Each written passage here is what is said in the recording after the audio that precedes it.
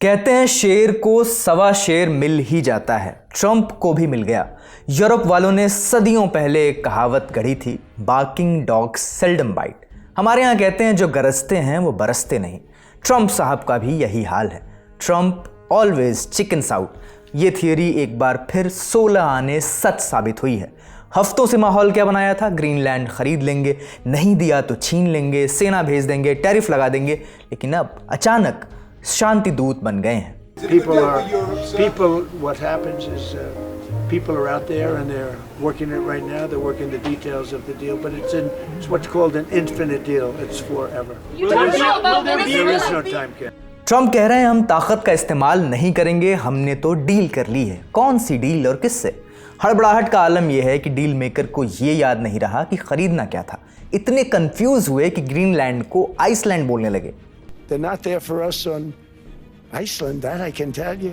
I mean, our stock market took the first dip yesterday because of Iceland. So Iceland's already cost us a lot of money. तो अचानक ये हृदय परिवर्तन हुआ कैसे? Deal में क्या तय हुआ है? क्या वाकई यूरोप ने ट्रंप को यू टर्न लेने पर मजबूर कर दिया है, या फिर ये डील मेकर का कोई नया पैंतरा है? आज इन्हीं सब पर बात करेंगे। नमस्ते, मेरा नाम है अंकुर और आप देख रहे हैं ललन टॉप का अंतर्राष्ट्रीय प्रसंगों से जुड़ा रोजाना का कार्यक्रम दुनियादारी। Brought to you by Sensodyne DSP। नया सेंसोडेंट डीएसपी नर्व्स को प्रोटेक्ट करे और इनामल को repair. Feel the relief with सेंसोडेंट DSP. 21 जनवरी की शाम जब ट्रंप का भाषण शुरू हुआ तो सबको लगा कि वो अब यूरोप के खिलाफ कड़े फैसलों की घोषणा करेंगे। कड़े टैरिफ, हमले की धमकी और शायद नेटो का भविष्य भी अधर में लटक जाएगा।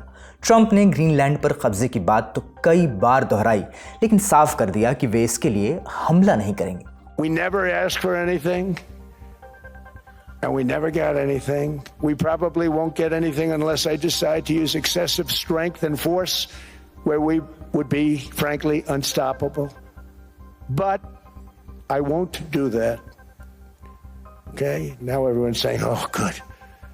That's probably the biggest statement I made, because people thought I would use force. I don't have to use force. I don't want to use force. I won't use force. Europe राहत की सांस भर ही रहा था कि Trump सीधा अर्थव्यवस्था पर आ गए। कहा अमेरिका ही ग्लोबल ग्रोथ की ड्राइविंग सीट पर बैठा है। जब अमेरिका तरक्की करता है तब दुनिया तरक्की करती है, और जब अमेरिका नीचे जाता है तो सब नीचे जाते हैं। हमने यूरोप से एक बर्फ का टुकड़ा मांगा और वो ये भी नहीं दे रहे। अमेरिका इसे याद रखेगा।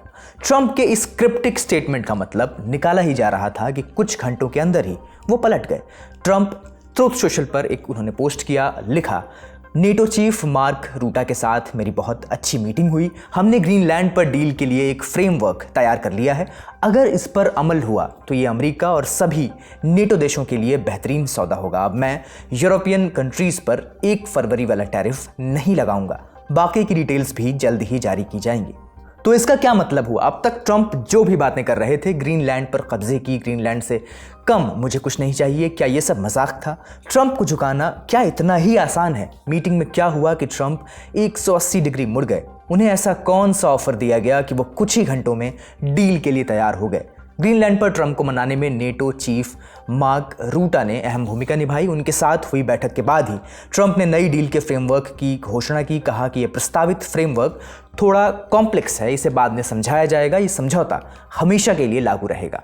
तो सवाल है कि इस समझौते में आखिर होगा क्या? मीडिया रिपोर्ट्स में दावा किया जा रहा है कि ट्रंप डील के लिए तैयार ही इसलिए हुए क्योंकि इसमें मोटा माटी उनकी तीनों डिमांड्स पूरी हो रही हैं। पहली डिमांड थी अमेरिका की सुरक्षा के लिए ग्रीनलैंड पर कंट्रोल। ट्रंप से मीटिंग के बाद रूटा ने साफ किया कि उन्हें अमेरिकी राष्ट्रपति से ग्रीनलैंड की संप्रभुता का जिक्र करने की जरूरत भी नहीं पड़ी। ट्रंप का पूरा फोकस आर्कटिक रीजन की सुरक्षा पर था।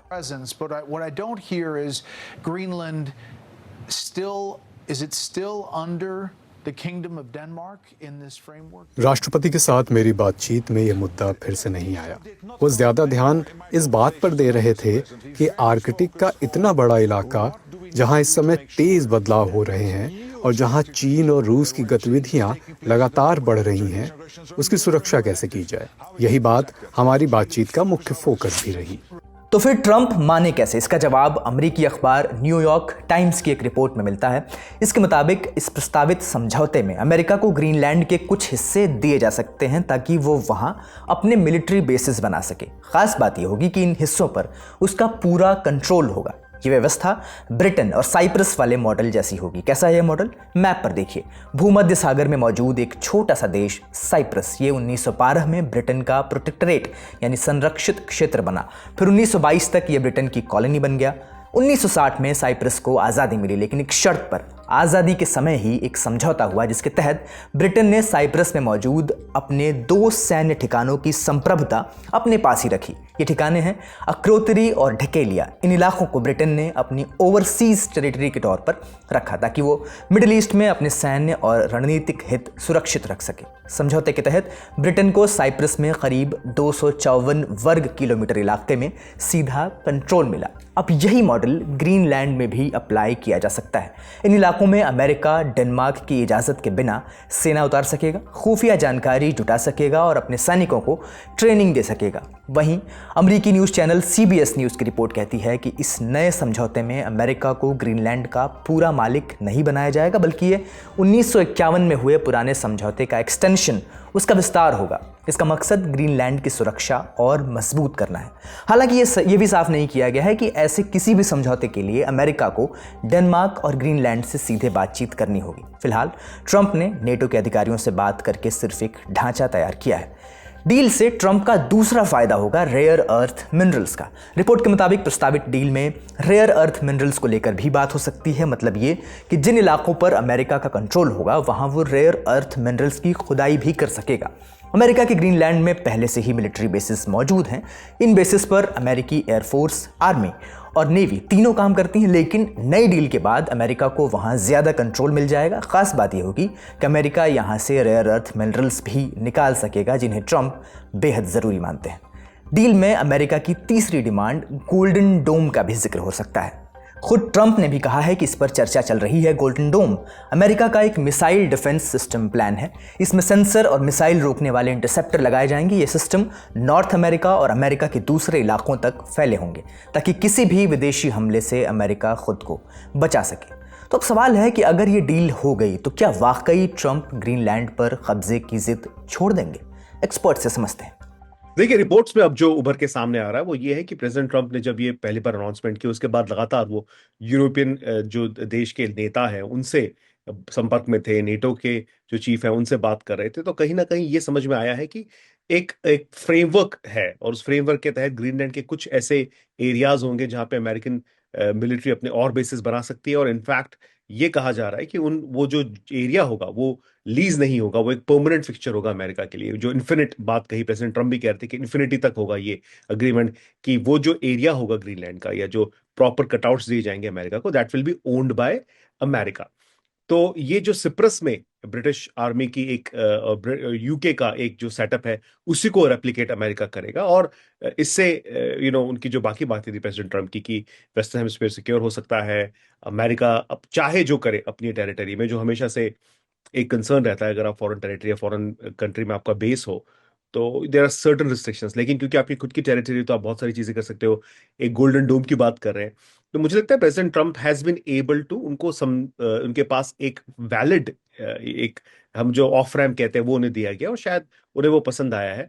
साथ ही साथ अब ये पता लगाना होगा कि कौन से एरियाज हैं और क्या इसमें क्रिटिकल मिनरल्स को लेके भी कोई बात है कि नहीं, क्योंकि उससे भी कहा जाता है कि बहुत बड़ी बात है और प्रेसिडेंट ट्रंप चाहते हैं कि अमेरिकन कंपनीज वहां पे जाके क्रिटिकल मिनरल्स की माइनिंग करे। तो ये मुझे लगता है कि इंपॉर्टेंट होगा देखने के लिए जो फ्रेमवर्क है उसमें कि किस तरह की डिटेल सामने आती है। लेकिन फिलहाल ट्रंप इस बात से संतुष्ट है कि अमेरिका के पास एक पूरा उनके जो चाहिए जो बेसिस हो और सॉवरेनिटी हो उस प्लेस की, उस जगह की, उस एरिया की ग्रीनलैंड में, वो अमेरिका के पास होगी। और आई थिंक यही कारण है कि प्रेसिडेंट ट्रंप ने जो है टैरिफ का जो थ्रेट है वो हटा दिया है। अगर ये मान भी लिया जाए कि ट्रंप को डील में वो सब कुछ मिल रहा है जो वो चाहते थे, तब भी ये सब कुछ इतना आसान नहीं लगता। ट्रंप को अगर मिलिट्री बेसिस ही चाहिए थे तो वे इस पर डील सीधे तौर पर कर सकते थे। इसके लिए कब्जे की बात क्यों की, यूरोप से झगड़ा क्यों किया, बात टैरिफ लगाने तक पहुंच गई थी तो ट्रंप ने अचानक यू टर्न क्यों लिया। अमेरिकी राष्ट्रपति ने इसका सीधा जवाब तो नहीं दिया है, लेकिन कुछ हिंट्स जरूर मिले हैं। ट्रंप ने अपने भाषण में कहा था कि वो ग्रीनलैंड पर बातचीत के लिए तैयार हैं, लेकिन ग्रीनलैंड उन्हें हर हाल में चाहिए ही चाहिए। ट्रंप की इन बातों को यूरोप ने थ्रेट की तरह लिया। भाषण खत्म होने के कुछ ही देर बाद यूरोपीय संसद की ट्रेड कमेटी ने अमेरिका EU ट्रेड डील पर होने वाली मीटिंग रोक दी। इस मीटिंग में डील पर मंजूरी के लिए वोटिंग होनी थी। दरअसल यूरोप और अमेरिका के बीच पिछले साल जुलाई में स्कॉटलैंड के टर्नबरी में एक डील हुई थी। इसके तहत अमेरिका से आने वाले कई सामानों पर यूरोप टैक्स कम या खत्म करने वाला था। इसमें यह भी तय था कि अमेरिका से आने वाले लॉबस्टर पर कोई टैक्स नहीं लगेगा, जैसा कि 2020 में ट्रंप के पहले कार्यकाल में तय हुआ था।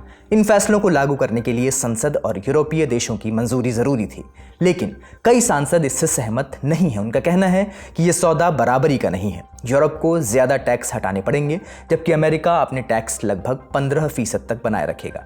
लेकिन फिर भी 18 महीनों और कुछ शर्तों के साथ सांसद इससे मानने को तैयार हो गए थे, पर ट्रंप के भाषण के बाद मामला बदल गया।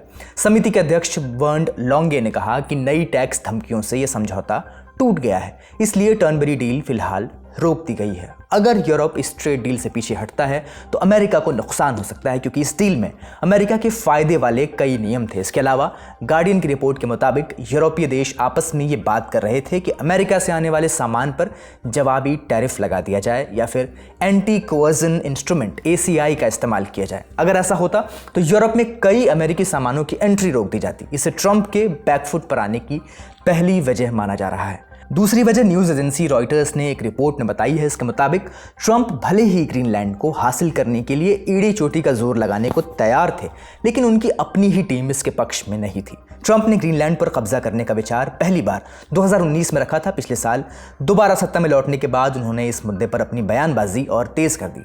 शुरुआत में तो अमेरिकी अधिकारियों ने डेनमार्क को भरोसा दिलाया कि रिश्ते अब सुधर रहे हैं। डेनमार्क को लगा कि ग्रीनलैंड पर सैन्य कब्जे का विचार अब अमेरिका की प्राथमिकता नहीं रहा, लेकिन दिसंबर में अचानक हालात बदल गए। ट्रंप ने ऐलान कर दिया कि लुइसियाना के गवर्नर जेफ लैंड्री को ग्रीनलैंड के लिए स्पेशल दूत बनाया जाएगा। उन्होंने ग्रीनलैंड को हासिल करने की कोशिश फिर से तेज कर दी।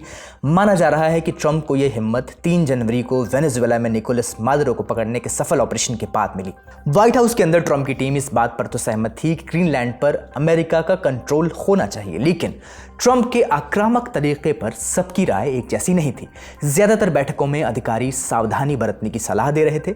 ग्रीनलैंड पर जबरदस्ती कब्जा करने के पक्ष में कम ही लोग थे। ट्रंप की टीम में शामिल उपराष्ट्रपति JD वैंस, विदेश मंत्री मार्को रूबियो और US आर्कटिक रिसर्च कमीशन के प्रमुख टॉम डैंस तीनों बीच का रास्ता अपनाने की पैरवी कर रहे थे। ये लगातार ट्रंप के सामने अलग अलग ऑप्शंस रख रहे थे जिससे मिलिट्री एक्शन को टाला जा सके। तो क्या वाकई ट्रंप यूरोप से डर गए? क्या इस डर के बलबूते अमेरिका और यूरोप के बीच तनातनी खत्म हो जाएगी? हमने जानकारों से पूछा।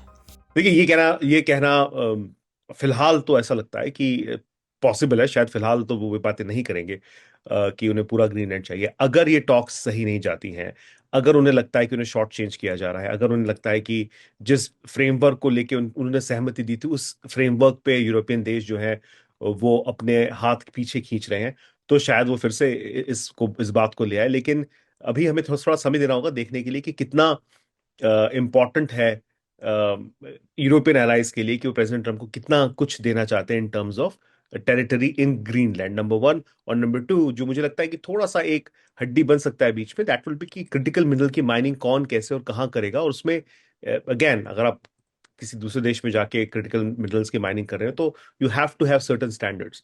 आप उसे एक कॉलोनियल तरीके से नहीं कर सकते जैसे शायद ब्रिटिशर्स करते थे बाकी टेरिटरीज में।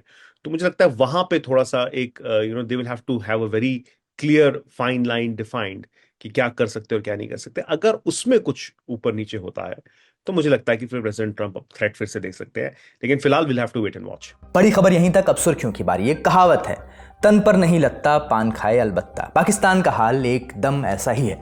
जेब खाली है, उधारी पर मुल्क चल रहा है, लेकिन नवाबी शौक पूरे हैं। खबर सुनिए, पाकिस्तान डोनाल्ड ट्रंप के बोर्ड ऑफ पीस में शामिल होने जा रहा है। दावा है कि यह बोर्ड गजा में शांति लाएगा। शांति क्या होती है, इसका जवाब तय करने के लिए एक कीमत चुकानी होगी। जो भी देश इस बोर्ड का पक्का मेंबर बनेगा उसे $1 अरब यानी करीब 8300 करोड़ रुपए की फीस भरनी होगी। पाकिस्तान ने इसके लिए हामी भर दी है। अब विरोधाभास देखिए, हाल ही में यही पाकिस्तान UAE के सामने गिड़गिड़ा रहा था कि भाई $2.2 अरब का एक पुराना कर्ज है, इसकी मोहलत बढ़ा दो। IMF के आगे भी पाकिस्तान हाथ फैलाए खड़े है कि लोन प्रोग्राम में मदद कर दो। फिलवक्त शहबाज शरीफ और army chief Asim Munir Switzerland के दावोस पहुंचे हैं वर्ल्ड इकोनॉमिक फोरम में हिस्सा लेने। इतिहास में पहली बार पाकिस्तान का कोई सर्विंग आर्मी चीफ वहां गया है। जाहिर है डामाडोल अर्थव्यवस्था मुनीर और शरीफ के लिए सबसे बड़ी परेशानी है, लेकिन दूसरी तरफ यही मुनीर ट्रंप को खुश करने के लिए करोड़ों लुटाने को तैयार है। अब बात भारत की। ट्रंप का न्योता भारत के पास भी आया था, लेकिन भारत पाकिस्तान की तरह उतावला नहीं है। अंग्रेजी अखबार द हिंदू की सुहासिनी हैदर की रिपोर्ट कहती है कि सरकार अभी नफा नुकसान तौल रही है। 30 और 31 जनवरी को अरब देशों के विदेश मंत्री दिल्ली आ रहे हैं। भारत उनसे सलाह मशवरा कर सकता है। खबर यह भी है कि प्रधानमंत्री मोदी अगले महीने मिडिल ईस्ट जा सकते हैं। इजराइल जाने की भी चर्चा है। खबर यह भी है कि इजरायली प्रधानमंत्री नेतन्याहू भारत आने का प्लान कर रहे हैं। इजराइल समेत 25 देश इस बोर्ड के लिए हामी भर चुके हैं। ऐसे में भारत को क्या करना चाहिए? आप क्या सोचते हैं? कमेंट बॉक्स में जरूर बताइए। अब अगली खबर जो मिडिल ईस्ट से ही है। स्क्रीन पर नक्शा देखिए। 2 मुल्क हैं अगल बगल, एक सीरिया दूसरा इराक। दोनों के बीच 600 किलोमीटर लंबी सरहद है।